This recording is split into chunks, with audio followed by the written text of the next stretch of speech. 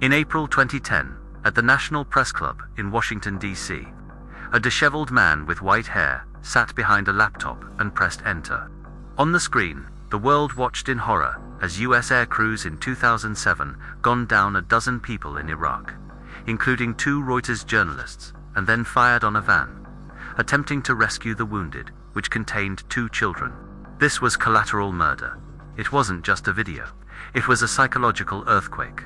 For the first time in the history of modern warfare, the fog of war was lifted, not by a government press release, but by a digital crowbar. The man behind that lever was Julian Assange. To his supporters, he was a hero of the information age. To the Pentagon and the CIA, he had just committed the original sin of exposing the empire's mechanics in high definition. How did a hacker in Iceland obtain the crown jewels of the US Department of Defense? The answer lies in a tiny Lady Gaga labeled CDRW. Chelsea Manning, a low-level intelligence analyst in Iraq, had access to the Saipan secret internet protocol router network. She saw the discrepancy between what the military told the public and what was happening on the ground. She reached out to WikiLeaks using an encrypted chat client. Assange didn't just receive the files, he provided the infrastructure for a whistleblower to remain anonymous, a concept known as scientific journalism. If you make a claim, you provide the source code. Between 2010 and 2011, WikiLeaks released the Iraq war logs, the Afghan war diary, and Cablegate, 250,000 diplomatic cables that laid bare the secret deals, bribes, and backroom threats of the US State Department. Assange had effectively mapped the nervous system of global power, and the body was beginning to react. For years, the US government debated how to handle Assange. The Obama administration hesitated to charge him, fearing it would create a New York Times problem. If you prosecute Assange for publishing secrets, you have to prosecute every major newspaper. But in 2017, the war turned personal. WikiLeaks began publishing Vault 7, the largest leak of CIA secrets in history. Vault 7 exposed the agency's entire global hacking arsenal, Weeping Angel tools to turn Samsung smart TVs into microphones, sonic screwdriver hacks for MacBooks, and tools to hijack the control systems of modern cars. Most embarrassingly, it revealed the CIA's Umbridge Group, which could fingerprint hacks to make them look like they came from Russia or China. The CIA didn't just feel exposed, they felt neutered. Mike Pompeo, in his first public speech as CIA director, declared WikiLeaks a non-state hostile intelligence service. This was a legal sleight of hand. By stripping WikiLeaks of its status as a journalistic entity, the CIA bypassed the First Amendment. The order went out. Assange was no longer a publisher. He was a combatant. Coming up next, the Embassy prison. How the CIA turned a 330-square-foot room in London into the most surveilled space on the planet. In June 2012, Julian Assange sought political asylum in the Ecuadorian Embassy. He walked into a 330-square-foot apartment, thinking he had escaped the reach of the US government. He didn't know that the very company hired to protect him, the Spanish firm UC Global, had reportedly switched to the dark side. According to court filings and investigations by El País, UC Global's director, David Morales, allegedly struck a deal with US intelligence at a security convention in Las Vegas. The mission, Operation Guest. The embassy was wired like a spy thriller. In 2017, Morales reportedly ordered his team to install new high-definition cameras with hidden microphones. But they went deeper. The fire extinguishers. Microphones were concealed inside the bases of fire extinguishers placed in high-traffic areas. The women's bathroom, because Assange feared the main rooms were bugged. He often held sensitive legal meetings in the ladies' toilets. UC Global responded by hiding microphones in the bathroom's wall sockets and light fixtures. The sticker trick, to hide the microphones from Assange's own white noise machines. Security teams placed them behind magnetic stickers on the walls. Every conversation, every medical exam, and every legal strategy was streamed back to servers in Jerez, Spain, and from there, straight to Langley. Assange's visitors, lawyers, journalists, even celebrities like Pamela Anderson, were subjected to a systematic data heist. Upon entry, all visitors were required to surrender their electronics. While they sat with Assange, their phones were allegedly taken to a private room where security guards photographed their IMEI numbers, copied their SIM cards, and in some cases, disassembled the devices to download their entire contents. In 2023, a New York court ruled that this operation violated the Fourth Amendment rights of American visitors. They weren't just spying on a hostile intelligence service. They were spying on US citizens, lawyers, and journalists, effectively destroying the sanctity of the attorney-client privilege. The CIA now knew every move Assange's defense team was planning before the lawyers even left the building. By 2017, the surveillance turned into a plot for kinetic action. A landmark investigation by Yahoo News revealed that the CIA, under Mike Pompeo, discussed sketches for the abduction or assassination of Julian Assange. The agency became convinced that Russia was planning a breakout op to smuggle Assange out of the embassy. The CIA's planned responses were straight out of a Cold War fever dream. The street war plans were discussed to engage in a gunfight with Russian agents on the streets of London. The tarmac hit. If Assange made it to a Russian plane, the CIA considered shooting out the tires to prevent takeoff. The assassination option. Some officials reportedly asked if there were legal authorities to simply kill him. National Security Council lawyers eventually blocked these plans, fearing they were illegal and would trigger a diplomatic war with the UK and Ecuador. But the intent was clear. The CIA no longer wanted a trial. They wanted a disappearance.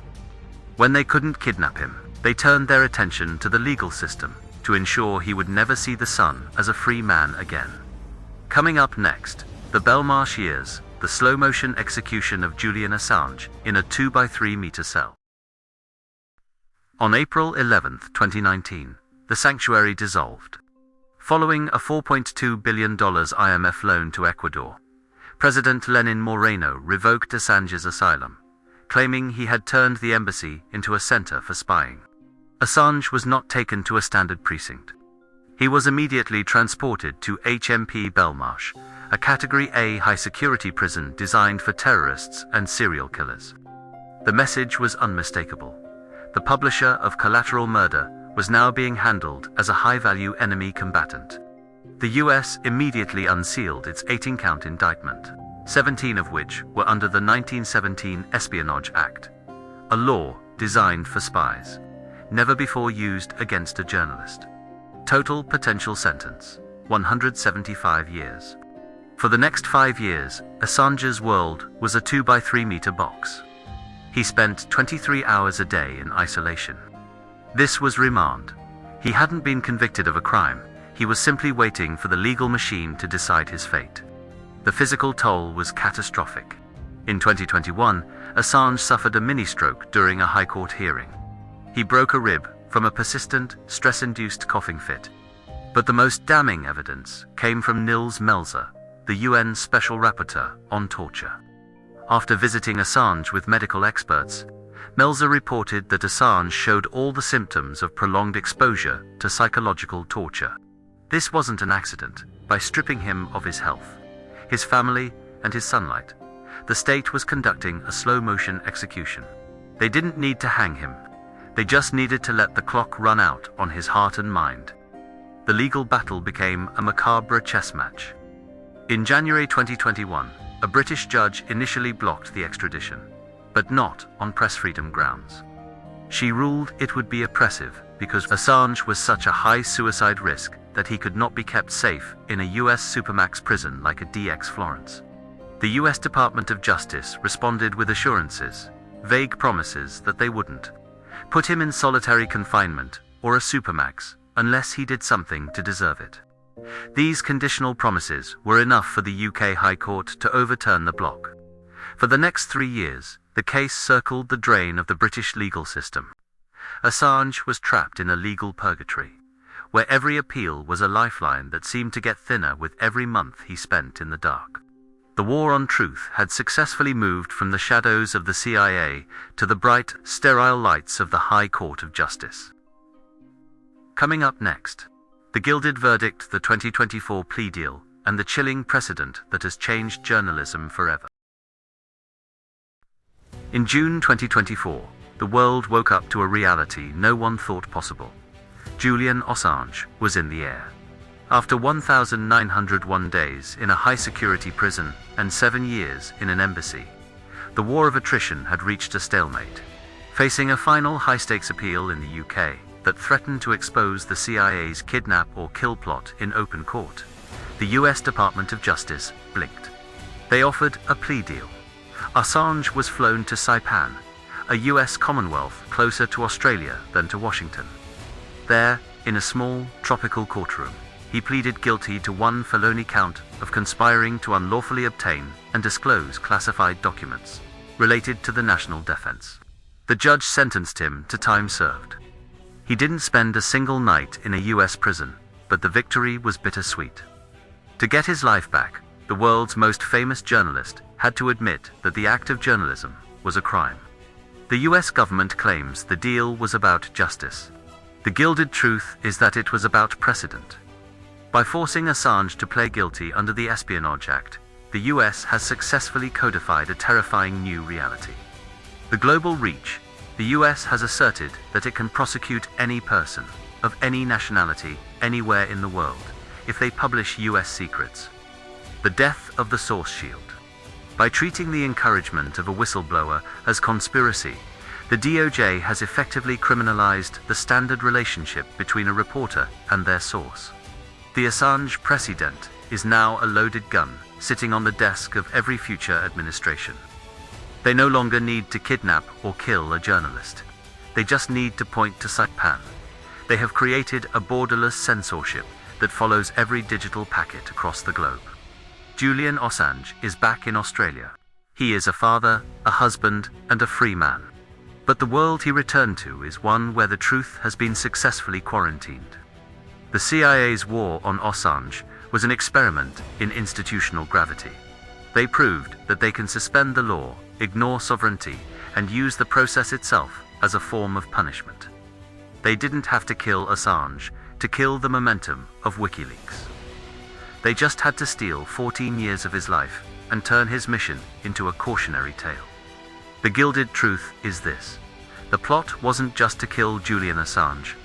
It was to kill the idea that power can be held accountable by anyone with a laptop and a conscience. Assange walked out of that courtroom, but the shadow of the CIA still looms over every newsroom on Earth. The war for the truth didn't end in Saipan. It just became much more dangerous. This has been The Gilded Truth.